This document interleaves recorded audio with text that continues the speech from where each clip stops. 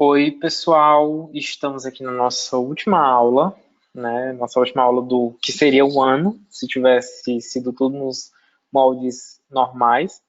Mas a gente teve, né, esse período aí que foi totalmente adverso e estranho. E a gente vai concluir agora o nosso estudo de História da Arte falando um pouco de Semana de Arte Moderna. Porque, assim, a apostila de vocês não tem, né, essa Semana de Arte Moderna bem explicada. Na apostila de História da Arte, que é português 1, não tem de jeito nenhum. Só fala do modernismo na Europa. Eu fui falar com a Vitória e ela falou que, obviamente, para falar de modernismo na literatura, a gente precisa falar de Semana de Arte Moderna. Só que a apostila dela não fala de uma maneira tão específica e direta dos artistas. E aí eu já sei que ela obviamente vai falar dos escritores, mas aí eu resolvi tirar essa aula, né, uma aula extra, para falar sobre a Semana de Arte Moderna mais voltada para os artistas de obras visuais, escultores e pintores. Aí o que a gente vai fazer? A gente fala um pouquinho sobre o que foi o modernismo na Europa, só assim para dar uma pincelada geral, que foi uma das últimas aulas que a gente conversou, que a gente participou. E agora a gente fala do impacto do modernismo aqui no Brasil e eu vou falar dos principais artistas. E no final da aula eu vou falar de dois artistas que não participaram diretamente da Semana de Arte Moderna, mas eu resolvi falar deles porque eles são importantes e eles caem muito no Enem. E aí vamos começar. Só um breve sumário, a gente fala sobre a arte moderna na Europa e depois sobre a Semana de Arte Moderna. Então, para a gente falar sobre a Semana de Arte Moderna e o modernismo no Brasil, a gente precisa fazer assim, um breve apanhado geral do que foi o modernismo na Europa. Ele surge diante da perspectiva de mudar, de romper com o academicismo. A gente passa por um período de grandes formalidades em que as obras artísticas elas têm que ter um determinado rigor, um rigor de se fazer, um rigor do que se pintar e tudo mais. Só que chega um momento na sociedade que a sociedade está avançando, a gente vê o surgimento das grandes nações, a gente também vê uma grande evolução tecnológica, e aí tudo isso vai impactar na arte, porque a gente começa, eu digo, as pessoas da época, as pessoas da época começavam a se interessar em querer pintar algo que não era comum. Já estavam todos enjoados de pintarem as mesmas coisas. Ah, vamos pintar um retrato, vamos pintar uma obra, uma paisagem ali do jeito que ela é. Não, vamos mudar, vamos inovar, vamos fazer alguma coisa.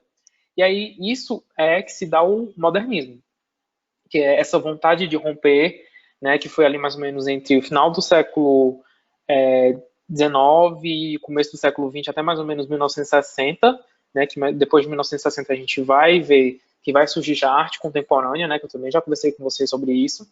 Mas aí nesse modernismo que vai desse período, a gente começa a ver um rompimento com as formalidades, um rompimento com o academicismo, as temáticas que eram utilizadas para serem pintadas, elas vão mudar, a tinta, a forma com que a tinta vai ser colocada na tela, ela vai mudar, ela vai utilizar e ela vai retratar as tonalidades e a intensidade da luz em determinados momentos do dia, ou então ela vai representar o grito da subjetividade do pintor, a emoção dele, ou então ela vai pegar formas geométricas para representar uma determinada cena, ela vai retratar coisas que não eram tão retratadas na sociedade, prostitutas, vai falar sobre a guerra, ela vai ser utilizada de uma maneira política para lutar contra um inimigo, e aí tudo isso a gente chama de arte moderna, modernismo.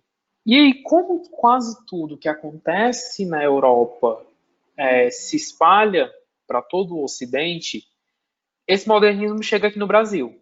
Primeiramente, é importante a gente ressaltar que esse modernismo ele chega aqui no Brasil por meio de pintores, de artistas, de escritores, de músicos que saem do Brasil, viajam para a Europa e lá eles vão estudar esses movimentos, eles vão adentrar nesses movimentos, porque vai ser uma efervescência que vai estar acontecendo naquele período.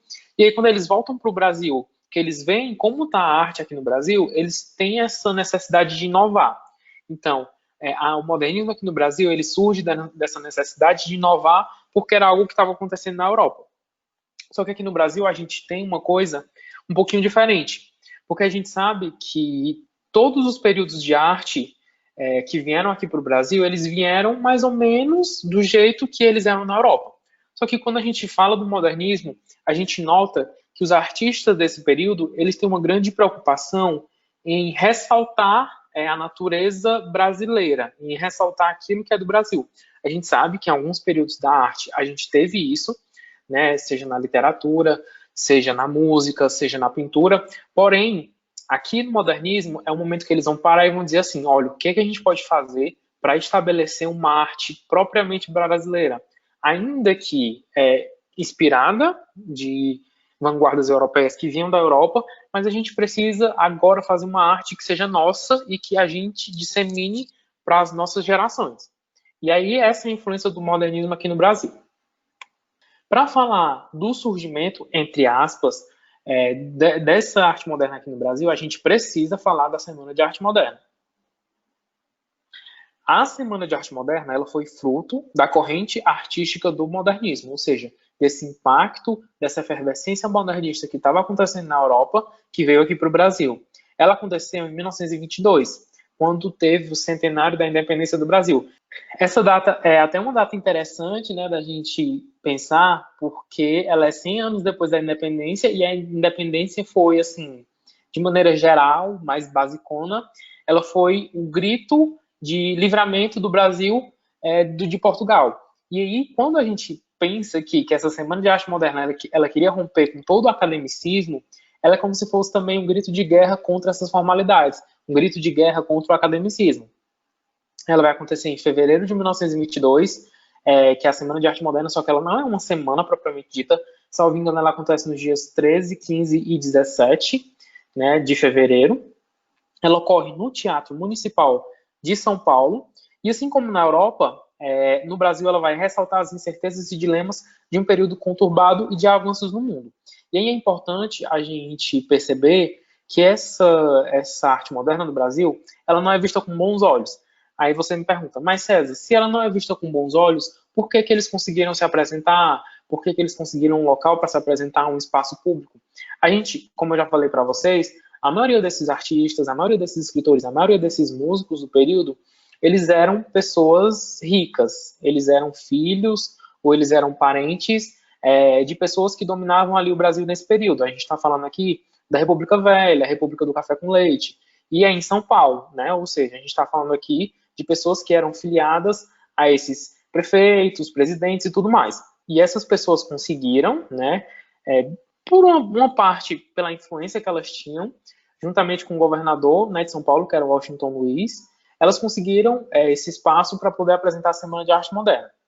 Essa ousadia desses artistas brasileiros foi alvo de muitas críticas da sociedade. Inclusive, né, uma das críticas mais conhecidas é uma crítica que vai ser tecida por Monteiro Lobato a uma obra de Anita Malfatti. Só que essa crítica dele não é dessa época, ela é 5 anos antes.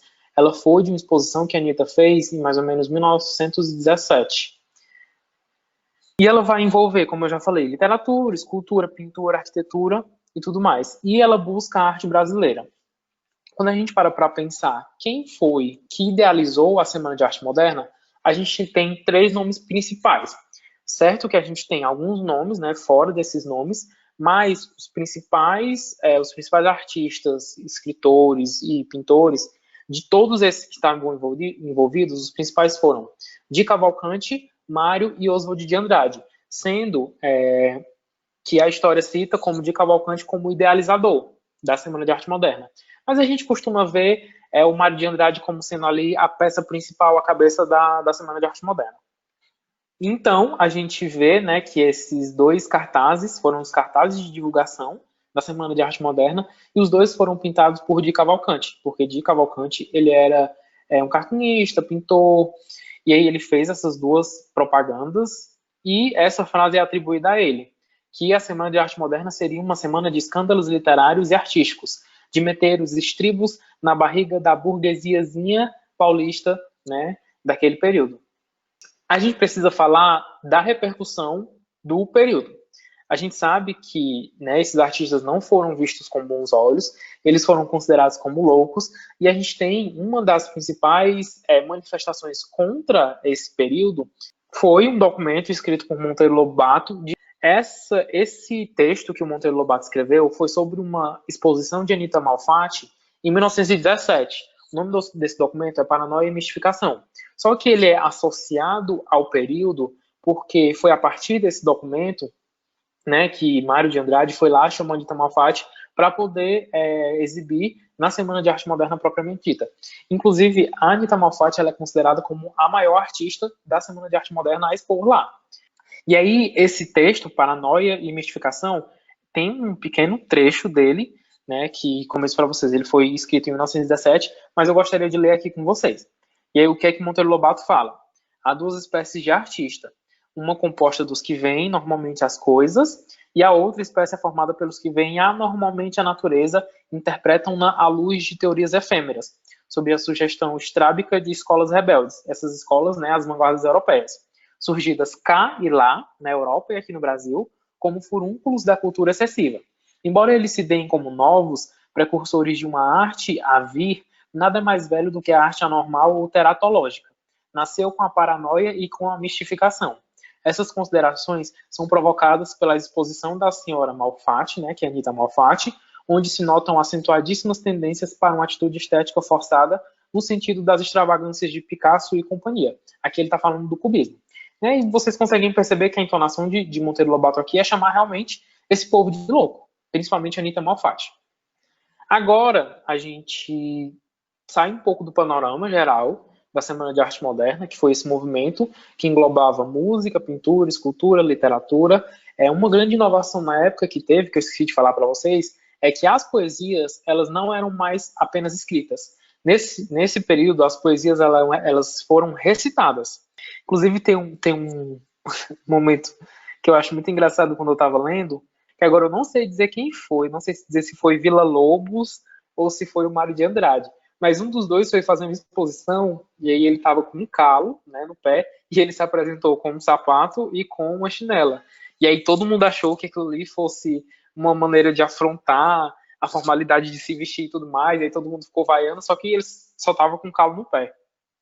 Agora a gente fala dos principais artistas, tanto na música quanto na escultura e na pintura. E eu falo logo de Villa-Lobos, que ele foi o principal representante da música moderna brasileira. Quando jovem, ele viaja o Brasil para conhecer e pesquisar os diversos ritmos, e ele incorpora, né, nas suas obras elementos do folclore, das melodias indígenas, das músicas populares e a sonoridade dos pássaros e da realidade brasileira. Foi reconhecido internacionalmente pelo seu trabalho. A gente tem aqui, né, de Villa-Lobos, ele foi um dos artistas que esteve na Semana de Arte Moderna e que expôs seu trabalho, né, no caso, música, compôs músicas, apresentou músicas e tudo mais. Agora a gente fala de Cavalcante, que foi um dos principais artistas da época, né, do período da Semana de Arte Moderna.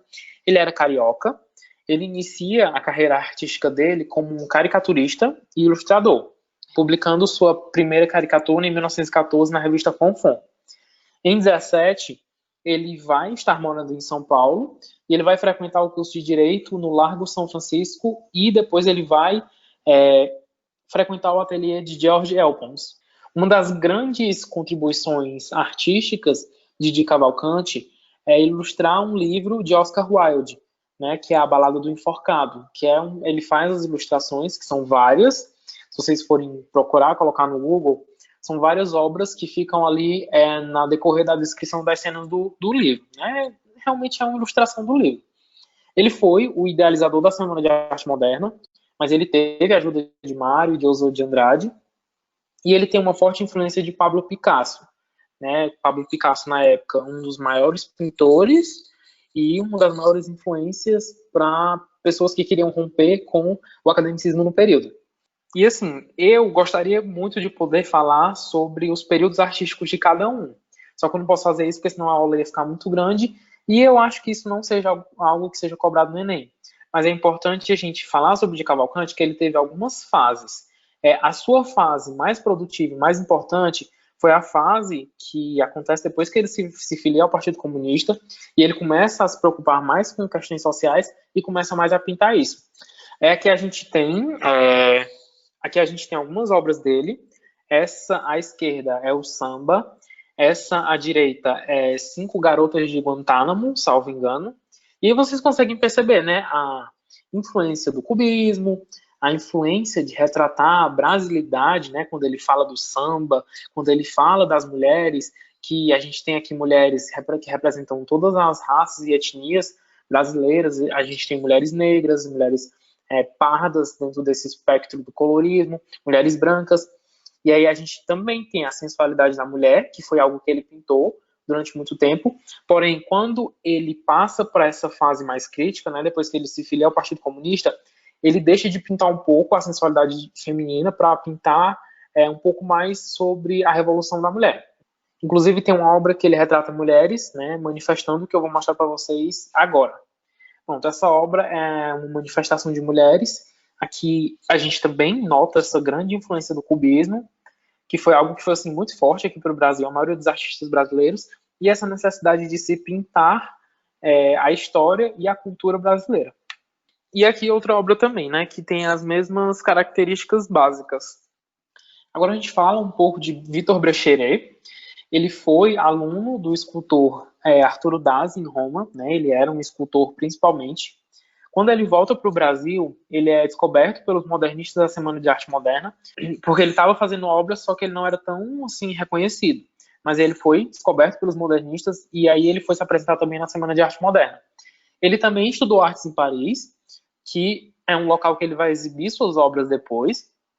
E, inicialmente, as obras dele são recheadas de dramaticidade, que foi o que foi chamado de fase das sombras. Mas depois ele vai pintar as obras com mais suavidade e simplicidade. Eu acho que eu tenho aqui essas obras que representam cada período. Pronto. Esse período é o que a gente pode chamar de uma obra dele do período da fase das sombras, que é, salvo engano, o nome dessa obra é Ídolo e Eva.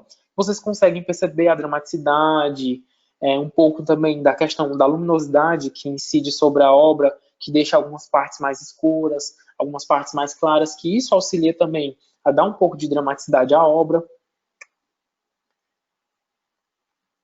Aí a gente tem aqui nessa obra A Tocadora de Violão, que é uma obra que vocês conseguem perceber que é uma obra mais simples, ela não tem tantos detalhes, é uma obra que, assim, parece até um pouco bidimensional, né? Só que quando você vê a obra fisicamente, você percebe que não, e aí vocês conseguem perceber esses traços mais simples.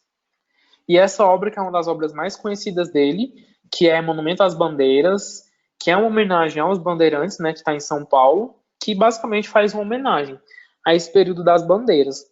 Ela foi inaugurada em 1953, né, para comemorar o quarto centenário da cidade de São Paulo, e ele está localizado ali no Parque do Ibirapuera. Agora a gente fala de Anita Malfatti, que é um dos grandes nomes de artistas da Semana de Arte Moderna. Ela reside na Alemanha entre 1910 e 1914, onde ela adentra no mundo das artes de forma mais intensa e ela vai receber muitas influências do expressionismo alemão. Ela tinha uma atrofia congênita no braço e na mão direita, o que fazia ela a pintar com a mão esquerda. Né? O que a gente consegue perceber que, apesar da dificuldade, ela foi uma grande pintora. Ela sofre muito com essas críticas escritas por Monteiro Lobato em 1917.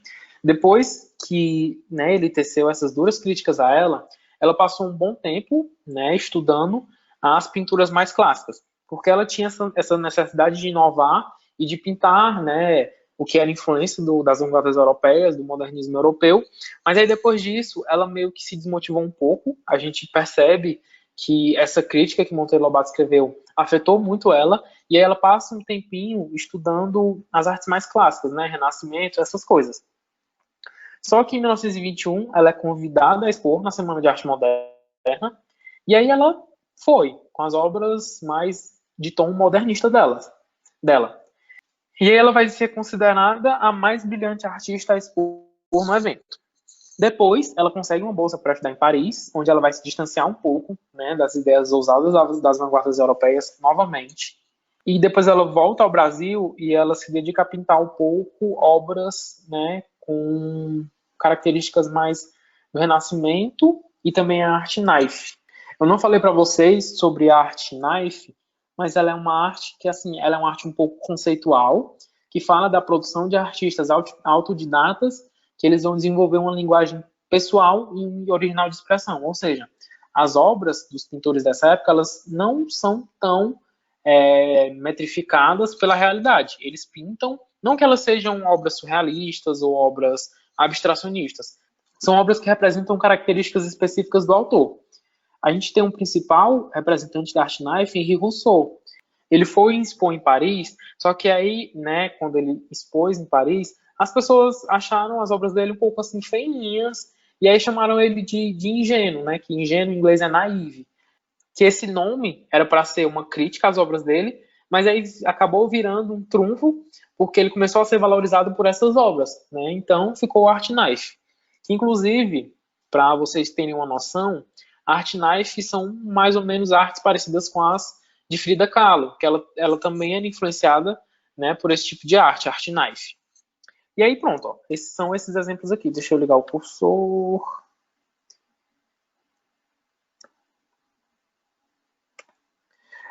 Pronto, Art Knife são artes desse tipo aqui. Não são artes abstracionistas, né, nem artes assim que você não consegue entender, mas são artes que utilizam de características e traços próprios do pintor, né? Por isso que era uma arte conceitual que era lidada mais para artistas autodidatas. Aí aqui a gente tem o Farol, essa outra obra é Tropical e essa aqui é o Homem Amarelo. Vocês conseguem perceber meio que elas têm uma característica de traços parecidas, né? Traços que têm um pouco de traços geométricos, mas traços que têm sua própria utilização de cor, né? Representação mais brasileira. Falando de Tarsila do Amaral, ela não esteve na Semana de Arte Moderna de 22, né? O que não tira o lugar de grande expoente do modernismo brasileiro. Uma das grandes influências para as obras de Tarsila do Amaral foram as pinturas francesas, especialmente as paisagens animadas de Leger, né, que ela vai tirar dessas obras a imagem da máquina como ícone da sociedade industrial e moderna.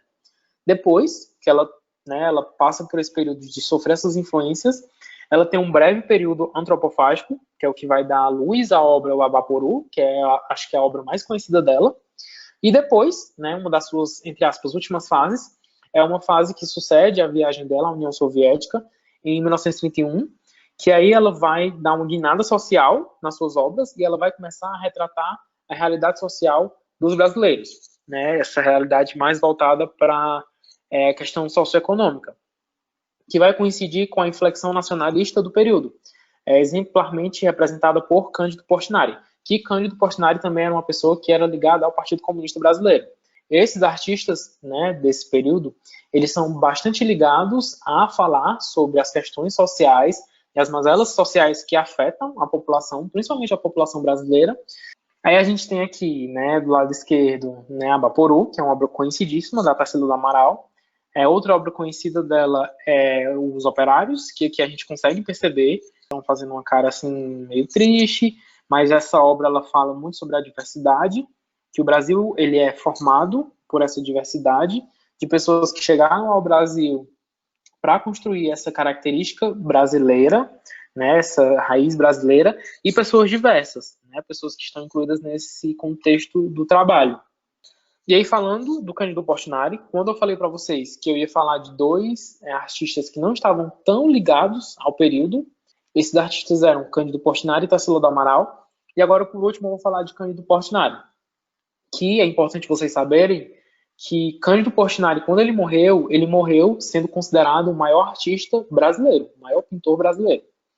Ele nasceu em Brodowski, interior do estado de São Paulo, passou a juventude no Rio, ele foi premiado com uma viagem à Europa em 1928, ele tem contato com modernistas europeus, né, que ele vai receber uma grande influência, e principalmente Pablo Picasso. A gente consegue ver muito isso nas obras dele. Os temas dos seus quadros, eles se propunham a denunciar as desigualdades da sociedade brasileira e as consequências desse desequilíbrio, assim como alguns outros pintores também da época. Tarsila, de Cavalcante, enfim. Ele também pinta os ciclos econômicos brasileiros, tipos regionais, temas bíblicos, retirantes, que tem uma obra dele que é muito conhecida, que é Os Retirantes, imigrantes, assuntos históricos, cenas com crianças, e dentre outros.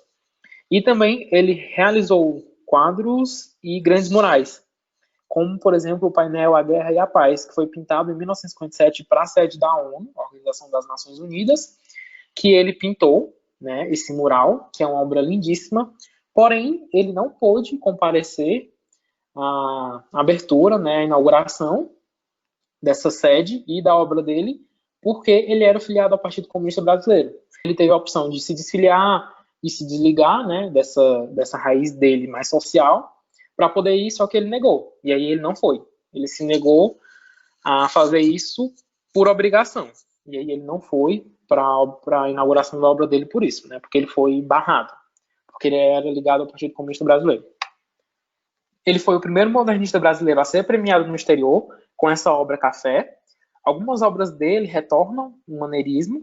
Vocês lembram do maneirismo, que eles tinham umas características bem específicas, que eram muita gente em pouca obra, uma obra assim, muito cheia de informação. As pessoas da obra, normalmente, elas eram pintadas assim, um pouco esticadas, não retratavam muito a realidade, as cores utilizadas eram muito dramáticas. No início da carreira, ele declara a intenção de criar uma pintura caracteristicamente nacional, que é baseada em tipos brasileiros, e ele manifesta uma admiração muito grande pela obra do pintor italiano Almeida Júnior. Aí tem aqui, na obra Café, que vocês conseguem perceber essas características mais maneiristas, e aí ele fala da questão das desigualdades sociais, ele fala o ciclo econômico do café, que é uma das coisas que ele também gostava muito de pintar, e aqui a gente conhece que nas obras de Cândido Portinari ele gostava muito de retratar pessoas negras com mãos e pés grandes, né? Os membros superiores e inferiores grandes.